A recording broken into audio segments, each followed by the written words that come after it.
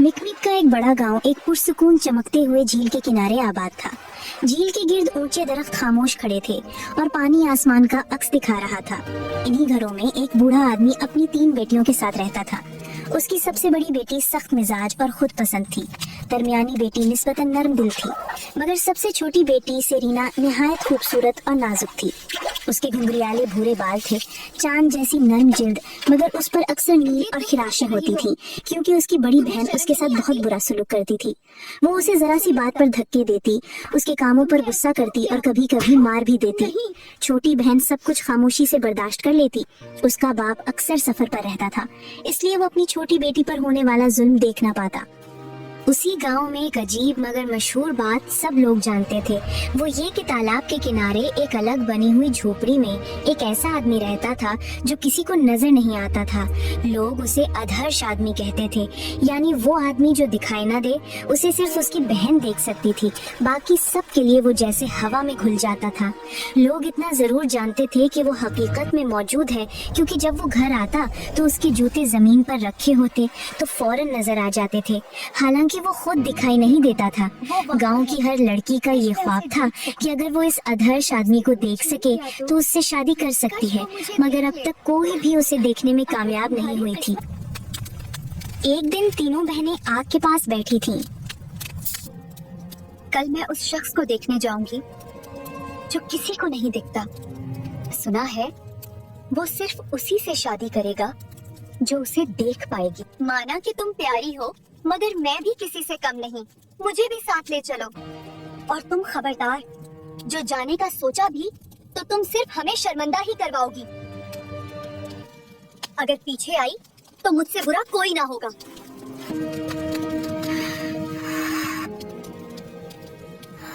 Serena, उठो, हमारे लिए नाश्ता बनाओ, हमने निकलना भी है।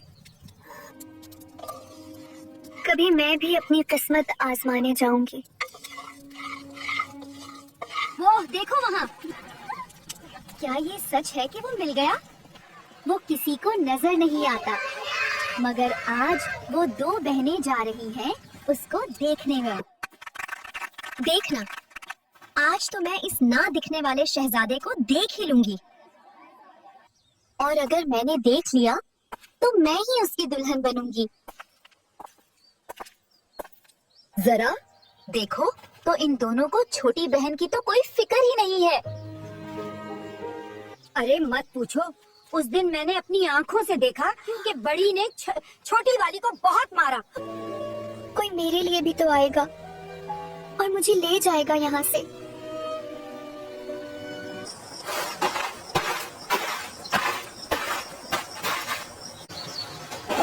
सेलिन बेचारी सारा दिन काम करती रही, कभी बाग में मिट्टी खोदना या गोभी निकालना। दूसरी तरफ बहनें ना दिखने वाले आदमी के मस्कन पहुंच गईं। उसकी बहन ने उनका इस्तकबाल किया। खुशामदीद बहनों, आपका सफर कैसा रहा? और उन्हें झील के किनारे ले गई। क्या तुम मेरे भाई को देख रही हो?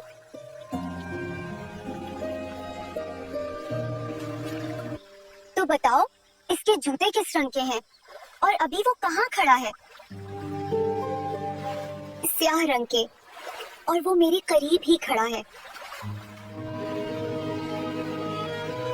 भूरे रंग के, और वो मेरे करीब खड़ा है।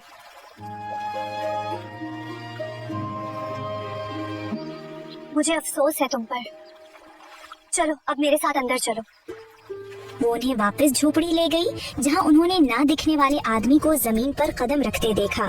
उन्हें सिर्फ उसके जूते ही दिखाई दिए।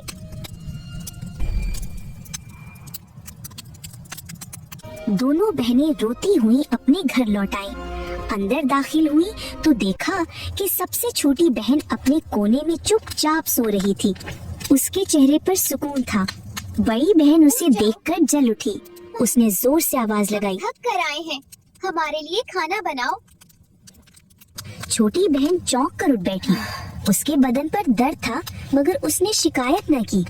आहिस्ता आहिस्ता उठी, आग जलाई और चुपचाप उनके लिए खाना तैयार कर दिया। बड़ी बहन हुक्म चलाती रही, दरमियानी बहन खामोश रही और तीनों बहनें पेट भरकर खाना खाकर सो गईं। रात गहरी हो गई। सितारे तालाब के पानी में झिलमिला रहे थे। जब घर के अंदर सब गहरी नींद में डूब गए तो छोटी बहन आहिस्ता से उठ खड़ी हुई। उसने अपने पाँव में वो पुराने मोजे पहने जो उसने नर्म किए थे और चुपके से घर से बाहर निकल गई। वो बगैर आवाज किए तालाब के पास पहुंची, जहाँ एक बड़ा दरख्त पानी पर साया किए खड़ा था। वो दरख्त के नीचे बैठ गई और सुकून की एक लंबी सांस ली।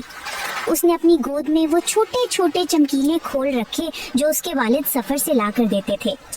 कुछ खोल उसने दिन में छुपकर जमा किए थे, कुछ उसके पास पहले से थे। वो सब कुछ साथ लाई थी। उसने आहिस्ता आहिस्ता काम शुरू किया। पहले उसने दरख्त की नरम छाल के बारीक टुकड़े नरमी से काटकर एक लिबास की शक्ल दी।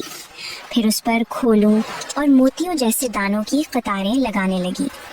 सफेद और सुर्ख खोल चांदनी की तरह चमकते थे, नीलगून खोल पानी जैसे, और छोटे छोटे गोल फिरोजी दाने मोतियों की तरह दमक रहे थे।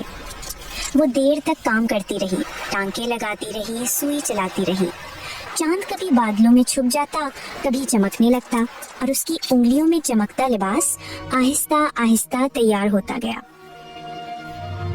सुबह के वक्त जब सूरज की नरम रोशनी तालाब के पानी पर पड़ रही थी, छोटी बहन अपने खुद बनाए हुए शानदार लिबास में तैयार हो गई। उसके लिबास पर मोतियों और छोटे खोलों की चमक सूरज की रोशनी में जगमगा रही थी, और उसके भूरे घुंघरियाले बाल नरम रोशनी में और भी खूबसूरत लग रहे थे।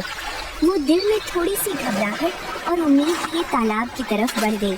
तालाब के किनारे ना दिखने वाले आदमी की बहन पहले ही मौजूद थी।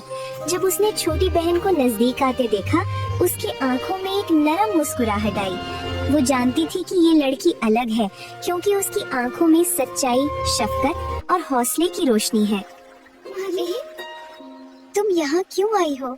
छोटी बहन ने सर झुकाया। मैं तुम्हारे भाई से मिलना चाहती हूँ। मैंने अपना लिबास और जेवर खुद बनाए हैं। अगर तुम सच में देख सकती हो तो वो तुम्हें दिखाई देगा। छोटी बहन ने गहरी सांस ली, आंखें बंद की और दिल की आंख से देखने की कोशिश की। जल्द ही तालाब के किनारे धुंध में एक धुंधला सा इंसान नमूदार हुआ, और जैसे ही वो करीब आया, छोटी बहन के लिबास और जेवर की रोशनी के साथ उसकी मौजूदगी भी रोशन हो गई। वो हैरत और खुशी से बोली, तुम वाकई वहाँ हो। तुम बहुत शानदार हो। छोटी बहन ने सर झुकाया, दिल में खुशी और एहतराम के साथ। वो सलीम को झोंपड़ी में ले गई, जहाँ नरम रोशनी फैली हुई थी। आदमी की बहन ने एक प्याला पानी लिया और छोटी लड़की का चेहरा, हाथ और पेशानी धोने लगी। पानी बहता गया और उसके सारे जख्म, थकन और निशान गायब होते गए।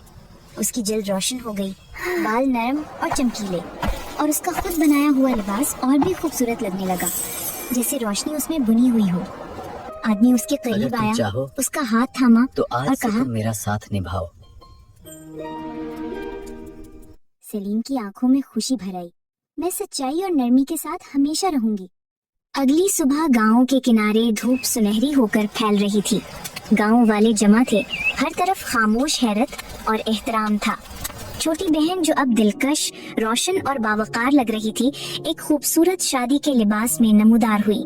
इसका लिबास, जिसमें चमकते हुए मोती और खौल बुने थे, सूरज की रोशनी में ऐसे जगमगा रहा था जैसे सितारे जमीन पर उतर आए हों। अदर्श आदमी, जो अब सबको दिखाई देता था, उसके साथ कदम से कदम मिलाकर चल रहा था। घने बाल, मजबूत कामत और चेहरे पर एक नर्म मेहरबान मुस्कुराहट। दोनों एक दूसरे के साथ ऐसे लग रहे थे जैसे रोशनी और सुकून एक साथ चल रहे हों। गांव के लोग हैरत और तारीफ में उन्हें देख रहे थे। ये वही लड़की है, कैसी शान है इसमें। और फिर रास्ते के किनारे उसकी बड़ी बहनें खड़ी थीं। बड़ी बहन, जो हमेशा उसे हकीर समझती थी, अब शर्मिंदगी से नजरें झुका रही थी।